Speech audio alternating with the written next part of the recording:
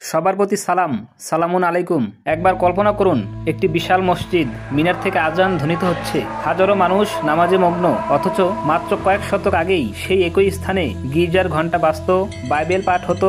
ইতিহাস এমনই কিছু রোমাঞ্চকর সত্য লুকিয়ে রেখেছে যা শুনলে আপনি অবাক হবেন। এই মসজিদগুলো একসময় ছিল খ্রিস্টানদের গির্জা। আজ আমরা জানবো সেই অবিশ্বাস্য রূপান্তরের কাহিনী, যেখানে সময়, রাজনীতি আর ধর্ম একসাথে তৈরি করেছে ইতিহাসের বিস্ময়। তাহলে চলুন ভ্রমণ করি ইতিহাসের পাতায় আর জানি সেই স্থানগুলো যেখানে একসময় চলতো প্রার্থনা ভিন্ন ধর্মের, আর আজ সেখানে গমগম করছে ইসলামের প্রতিচ্ছবি। 1 নম্বরে হাগিয়া সোফিয়া, ইস্তাম্বুল, তুরস্ক। মূলত 537 খ্রিস্টাব্দে গ্রিক অর্থোডক্স ক্যাথেড্রাল হিসেবে নির্মিত।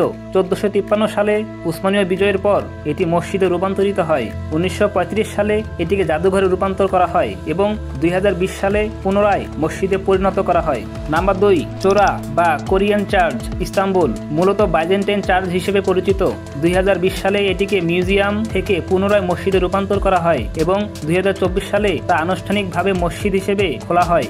3, আল উমারি গ্র্যান্ড মসজিদ, বেইরুত, লেবানন। প্রথমে রোমান দেবতা জুপিটারকে উৎসর্গ করা একটি মন্দির ছিল। পরবর্তীতে বাইজেন্টাইন যুগে চার্চে রূপান্তরিত হয়।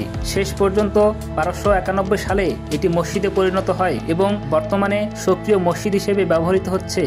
নাম্বার 4, গুল মসজিদ, ইস্তাম্বুল, তুরস্ক।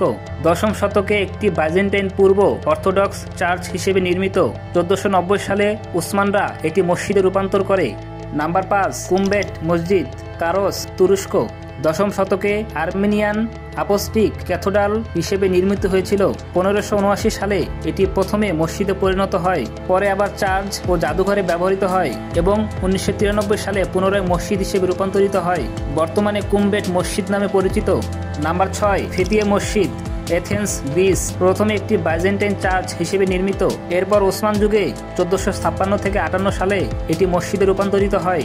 বর্তমানে এটি সাধারণ ঐতিহাসিক ও সাংস্কৃতিক প্রদর্শনীয় রূপে ব্যবহৃত হচ্ছে। বন্ধুরা, এমনই কিছু রোমাঞ্চকর তথ্য পেতে পাশে থাকুন। ভালো থাকবেন। আল্লাহ হাফেজ।